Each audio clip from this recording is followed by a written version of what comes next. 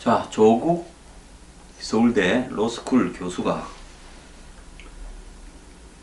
법학전문대학원이죠. 민정수석으로 내정되었다.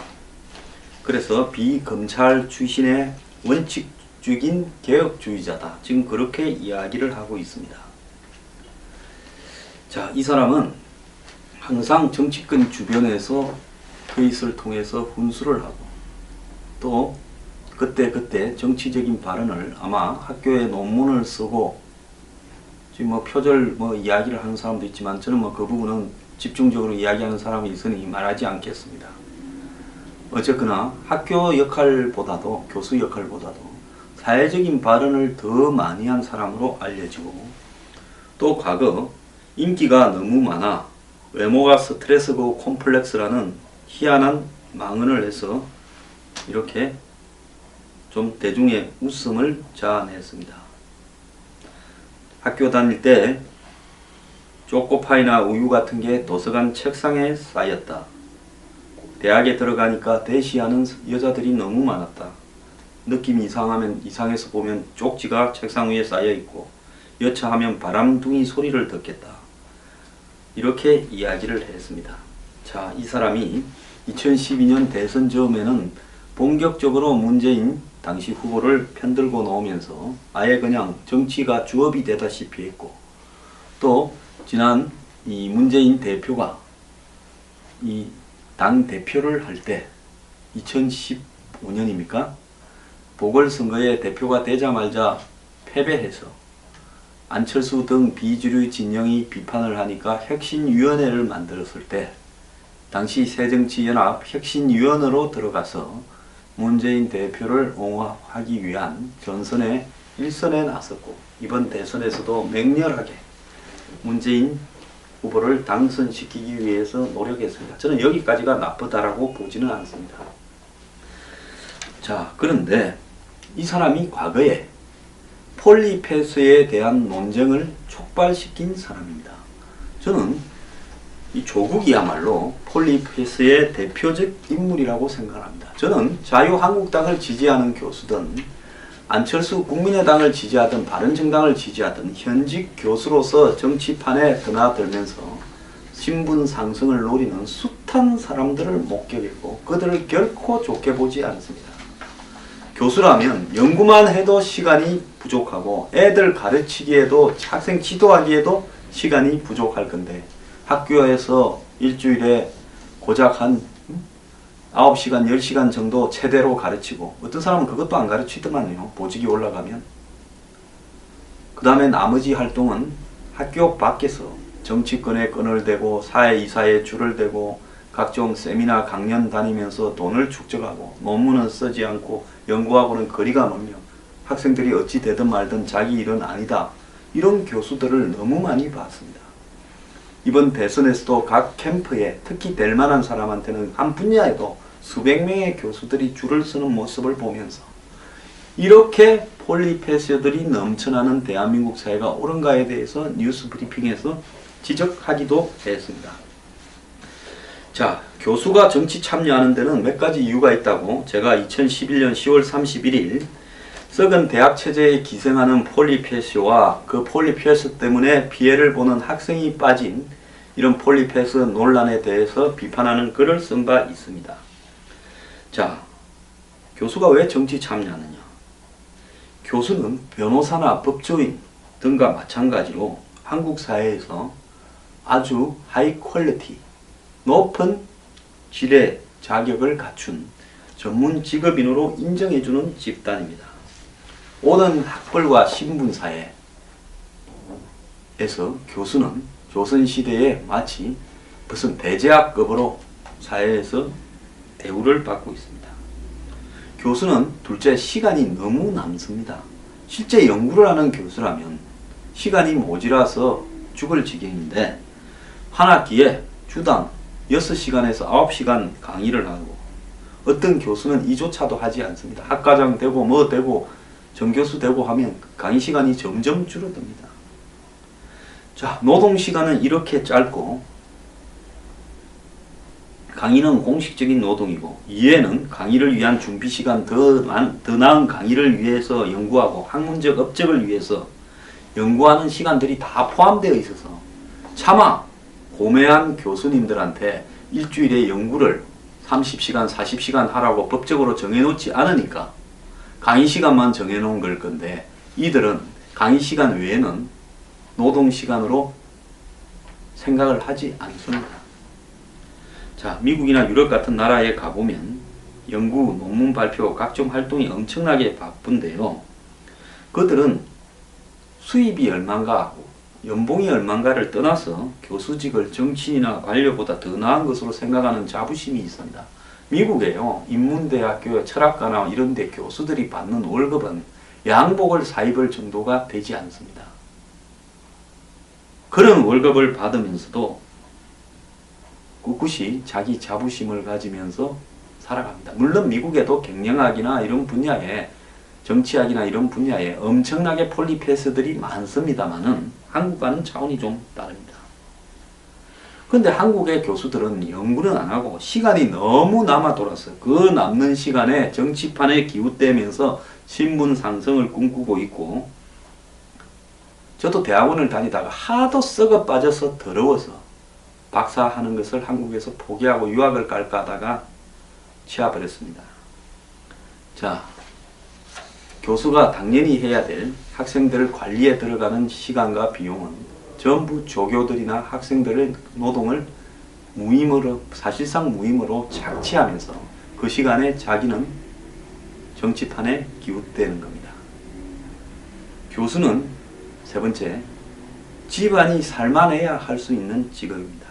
요즘 같은 시대에 유학까지 가서 석박사를 따서 이후 많은 시간을 기약 없이 기다리며 교수직을 따내려면 집안의 지원이나 또 결혼을 통해서 부잣집 딸을 얻는다든지 하는 내조가 없이는 불가능하고, 교수 임용되는 자체가 엄청난 로비의 결과물입니다. 인맥, 이해관계, 건품이 수반된 끈질긴 오랜 시간의 노력이 필요합니다. 넷째, 교수들은 하는 짓은 시원찮으면서 스스로를 특수한 상층계급이라고 인식을 하고 있습니다. 학문적 지적 우월성이 아니라 오랜 투자와 경쟁을 물리치고 따낸 자리라는 특수한 상층계급의식이 있습니다. 서울에 잘 나가는 대학 교수들을 보면 아주 여간의 우월한 신분의식을 갖고 있는 게 아닙니다. 제가 참 몇 명 잘난 교수들 보면요, 시건방져서 솔직히 같이 식사하는 자리나 이런 게 우연히 있었을 때 밥맛이 없어서 그 뒤로는 그런 교수들과 뭐 관련되는 부분에 일철 근처에 기웃대지도 않습니다. 이들 대부분을 보면요, 사회이사를 몇 개씩 하고 더 나아가서 정치판에 턱 하면 가석 강연하고 거기에 또 정치판에도 기웃대면서 특정 유력 정치인과 인맥을 쌓고 또 그들이 되면 주요 공직에 등장되고, 박근혜 정부에서 산업은행장 하다가 아시아인프라투자은행 부총재로 갔다가 난리친 사람, 그 사람도 결국 이런 전형적인 폴리페스의 대표적 인물이며 그렇게 가기까지의 수많은 사회이사와 정치권과의 교류를 쌓았던 사람입니다. 자, 이들은 대부분 폴리페이스들은 자산도 많습니다. 따라서 이들은 상층계급이고 금수저입니다. 이들의 눈에 등록금, 취업 등으로 고통받는 대학생이나 학부모의 고민은 아예 안 나온 거죠. 이들은 자신이 가지고 있는 사회 인맥 네트워크를 구축해서 이에서 얻은 재테크 등으로 땅, 주식 등을 사고 하면서 부를 계속 늘려가고 있습니다. 다섯 번째, 이들은 이 학교 내에서는 더 이상 올라갈 데가 없다라는 것이 유일한 고민입니다. 그걸 한번 보십시오. 교수 중에 학장, 총장 되는 사람 몇 명입니까? 그러니까 교수는 교수가 되고 나면 더 올라갈 게 별로 없어요. 기껏해야 학과장, 학장, 총장, 보직 교수가 전부고, 그러니까 욕망과 욕구에 가득 찬 교수들이 학교 밖에서 더 높은 신분과 명예와 부가 보장되는 장관, 국회의원, 각종 위원회 또 자문직, 사회이사 등 겸업 전선이나 출세 전선에 뛰어드는 겁니다. 자, 그런데 조국 교수는 2008년 4월 총선 당시에 서울대 체육학과의 김모 여교수, 당시 39살입니다. 한나라당 남양주을 공천을 받아서 육아휴직을 내고 출마를 하면서 폴리패스라고 이 김모 여교수를 비판했고, 이 김모 여교수는 학교에서 육아휴직을 내고 이 출마를 하는 이런 어떤 사례 부분에 대한 지적으로 징계 대상이 되는가 했지만은 결국은 감봉 3개월에 처해졌습니다. 감봉 이유가 뭐냐? 육아휴직을 내고 사실상 출마를 했다는데, 그런데 서울대 내부 규정에 또 교육공무원법상의 휴직 사유에 선거 출마는 이렇게 없습니다. 그런데 서울대 교수 중에서 청와대 수석이나 장관, 총리 등은 임명 즉시 휴직 처리를 했는데, 또 전국구도 마찬가지고요. 지역구에 출마한 것은 처음입니다. 전국구나 장관이나 총리나 수석이나 이런 것은 임명되는 즉시 바로 되어버리니까 별 문제가 없는데, 지역구는 뛰어서 될 수도 있고 안 될 수도 있으니까 그런 사례가 없었습니다. 그래서 육아휴직을 내고 출마했는데, 당시에 이게 이제 학교 안에서 논란을 불러일으킨 사람이 누군가 하면 조국 교수가 중심이 되어서 이 문제를 거론하면서 김모 여교수가 폴리패스라고 하면서 윤리예규를 학교 내에 만들어야 된다 주장을 했습니다. 당시 김모 여교수는 규칙이 없어서 단과대학교에 가서 학장 등과 상의해서 찾은 방법이 육아휴직이었습니다. 당시 조국 교수의 논리는 교수들이 한마디로 정치권에 들어가서 이렇게 영화를 누리다가 또 정치권에서 일이 끝나면 이 교수직은 휴직해놨다가 다시 또 교수를 하러 오는 이런 형태들까지를 포함해서 비판을 했다고 봅니다. 그런데 당시 김모 여교수는 한마디로 공짜로 가는 자리도 아니고 자기의 선거운동의 결과에 따라서 돈도 쓰고 낙선도 할 수 있는 자리에 갔는데, 서울대에 예규가 없어서 육아휴직을 내고 갔다고 징계해야 된다고 폴리패스라고 앞장섰습니다. 자, 당시 새누리 한나라당이죠. 한나라당으로 출마하면 폴리패스고, 이거는 출마보다 더한 이제 민정수석 자리로 조국 교수가 가는 부분은 그러면 폴리패스가 아닙니까?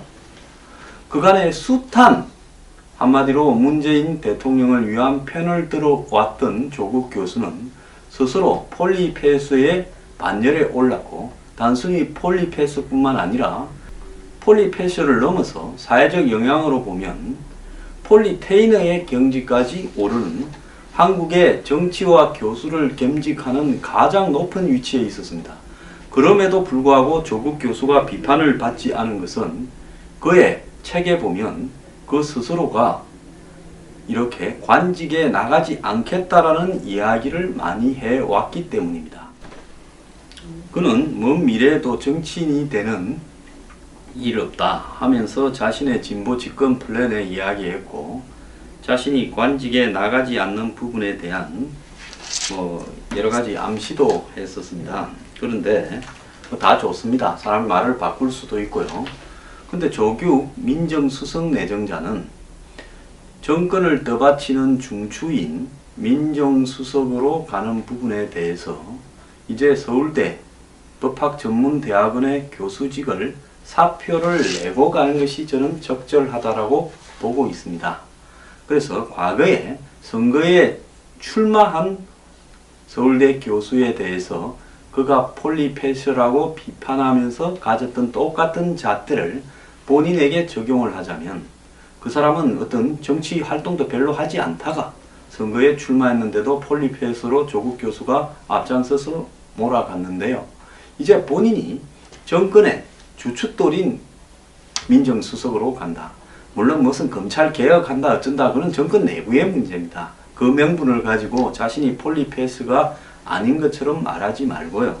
깔끔하게 서울대 법학전문대학원 교수직을 사표를 내고 민정수석직에 몰두하기를 바라고, 스스로 폴리페스 논쟁의 중심에 서서 남들에게 돌을 던졌던 부분에 대해서는 본인이 지금까지 수많은 폴리페스 행동을 하면서도 결국은 관직에 가지 않을 것처럼 해서 그 비판을 모면해 왔는데, 이제 본인이 한 정권의 중심에 선다면 이제 본인이 폴리페스임을 인정하고 적어도 그렇게 한 부분에 대해서는 사과하는 것이 맞다고 봅니다.